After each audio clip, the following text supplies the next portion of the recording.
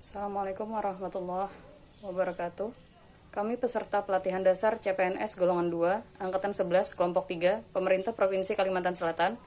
Saya, Soraya Saulina. Yang kedua, Muhammad Rifkian Nor. Yang ketiga, Doratun Nafisa. Yang keempat, Siti Hardianti. Dan yang kelima, Muhammad Sayuti akan mempresentasikan tugas analisis isu global dengan judul Sistem Kerja yang Efektif pada Era New Normal.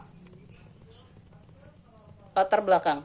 Pandemi coronavirus disease atau COVID-19 memberikan guncangan dalam segala aspek kehidupan manusia. Perubahan yang terjadi pada segala aspek kehidupan membawa kita pada era baru yang dikenal dengan kehidupan baru atau yang sering disebut sebagai istilah new normal. New normal adalah cara kita merubah perilaku, gaya hidup, dan kebiasaan. Next slide. Menganalisis isu. Adapun isu-isu yang kami angkat adalah 1. Pekerja bekerja dari rumah atau WFH, beberapa pekerjaan offline tidak dapat dilakukan di rumah apabila sarana dan prasarana berada di perusahaan.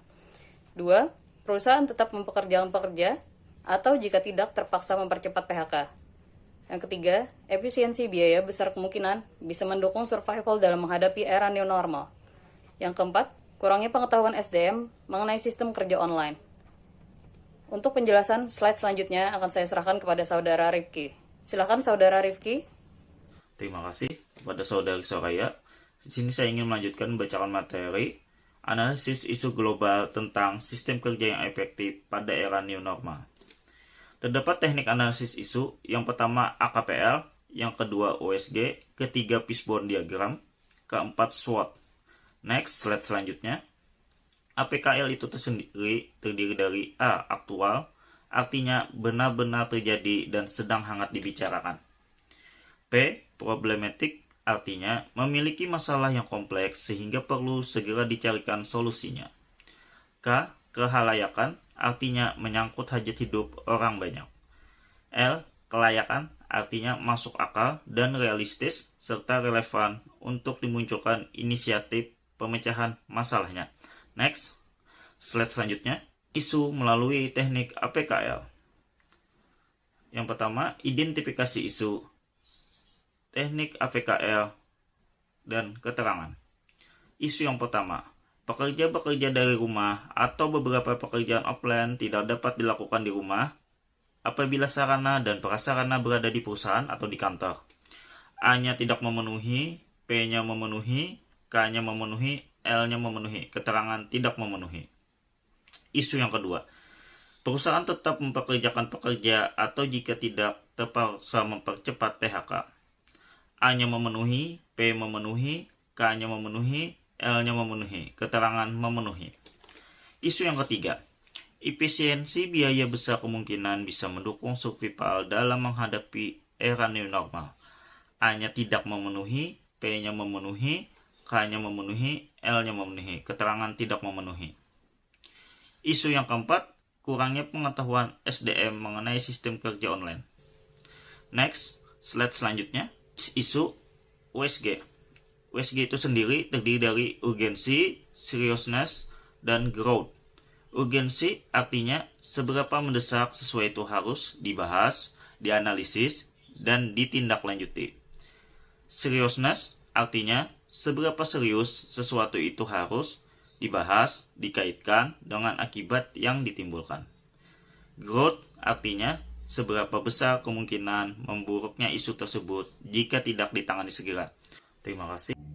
Baiklah, saya akan melanjutkan pemaparan dari Bapak Rifkian Nor mengenai menentukan isu dan teknik USG. Terlebih dahulu kita identifikasi isunya.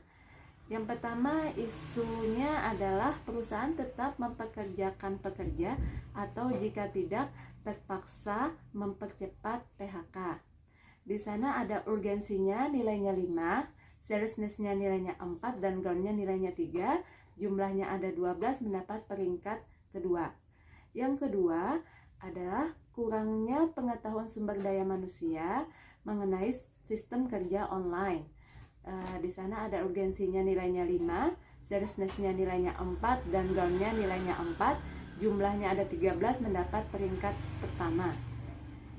Selanjutnya, saya akan menjelaskan tentang fishbone analysis. Fishbone analysis atau Ishikawa adalah suatu pendekatan terstruktur yang memungkinkan dilakukan suatu analisis lebih terperinci dalam menemukan penyebab-penyebab suatu masalah, ketidaksesuaian dan kesenjangan yang ada. Di sana ada fishbone diagramnya, yang mana ada penyebab-penyebab dari suatu masalah. Yang pertama, penyebabnya adalah terbatasnya waktu dalam mempelajari sistem baru. Penyebab yang kedua, belum adanya sistem aplikasi yang mumpuni. Penyebab yang ketiga, ketidaksiapan menerima sistem kerja baru. Yang keempat, penyebabnya belum adanya latihan penerapan sistem baru, sehingga memunculkan suatu masalah, yaitu kurangnya pengetahuan sumber daya manusia mengenai sistem kerja online. Demikian pemaparan dari saya. Atas perhatiannya, terima kasih. Selanjutnya saya menjelaskan tentang SWOT analysis dan bagaimana penerapannya pada sistem kerja yang efektif pada era new normal, yaitu di mana ada strike-nya atau kelebihannya, yaitu sistem kerja WFH memiliki waktu yang lebih fleksibel. Lalu weakness-nya adalah konsentrasi kerja dapat terganggu. Lalu opportunity, sistem kerja era new normal dapat menjadikan pekerja lebih produktif. Lalu threat-nya, karena kita di new normal ini lebih ke online, jadi rentan terhadap kejahatan cyber, terutama pencurian data-data penting. Lalu kegiatan yang bisa dilaksanakan pada era new normal ini adalah sebagai berikut. Lalu saya jelaskan tentang pelatihan. Pelatihan ada berbagai tahapan kegiatannya. Pertama, menggali potensi para karyawan di dalam sebuah sistem kerja, melakukan koordinasi, meminta izin untuk melaksanakan kegiatan pelatihan, meminta kritik dan saran kegiatan pelatihan yang dilakukan. Kira-kira seperti itu kegiatan pelatihan pada saat era new normal ini. Lalu nilai dasarnya ada akuntabilitas, parsial dan menjelaskan kegiatan. Lalu nasionalisme tentang kerakyatan dan keadilan.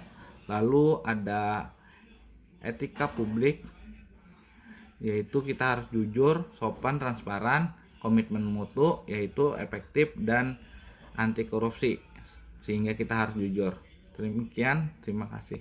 Kedua, pendidikan. Tahapan kegiatan menentukan jenis dan bentuk pendidikan yang diperlukan dalam menghadapi sistem kerja di masa new normal, menentukan waktu dan tempat kegiatan, menentukan mentor dan materi untuk pendidikan.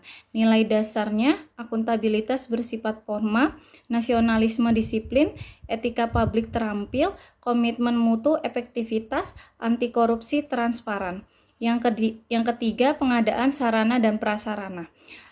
Tahapan kegiatannya pengelolaan sarana dan prasarana kantor yang baik, menyediakan semua keperluan barang, benda, jasa bagi keperluan pelaksanaan tugas pegawai kantor, menyediakan dan menggunakan fasilitas sarana dan prasarana kantor dalam kegiatan operasional. Nilai dasarnya akuntabilitas bertanggung jawab, nasionalisme disiplin, etika publik praktis, komitmen mutu efektivitas, anti korupsi jujur dan bersih. Yang keempat, melaksanakan kegiatan. Tahapan kegiatannya berdoa, absensi, membuka pelatihan atau pendidikan, memberikan materi, menjelaskan materi, menyimpulkan hasil kegiatan, dan menutup kegiatan. Nilai dasarnya akuntabilitas kejelasan, nasionalisme persatuan, etika publik cermat, komitmen mutu orientasi mutu, anti korupsi disiplin. Yang kelima, evaluasi. Tahapan kegiatannya berdoa, memberikan post-test baik tertulis maupun praktek, menilai hasil evaluasi kegiatan, memberikan reward berupa pujian dan tepuk tangan. Nilai dasarnya akuntabilitas bertanggung jawab, nasionalisme religius, etika publik kekeluargaan, komitmen mutu efektivitas, anti korupsi jujur. Yang terakhir, keenam, analisis dan tindak lanjut. Tahapan kegiatannya berdoa sebelum analisis proses, memulai menganalisis sampai selesai dengan teliti, memperbaiki metode pelatihan dan pendidikan, tidak akan merubah hasil analisis, mengumpulkan hasil analisis kepada pihak yang berwenang untuk ditindaklanjuti. Nilai dasarnya akuntabilitas bertanggung jawab, nasionalisme religius, kerja keras, etika publik cermat, komitmen mutu, berorientasi mutu, anti korupsi, jujur dan peduli. Sekian presentasi yang dapat kami sampaikan. Kami ucapkan terima kasih. Mohon maaf kalau ada salah dan hilaf.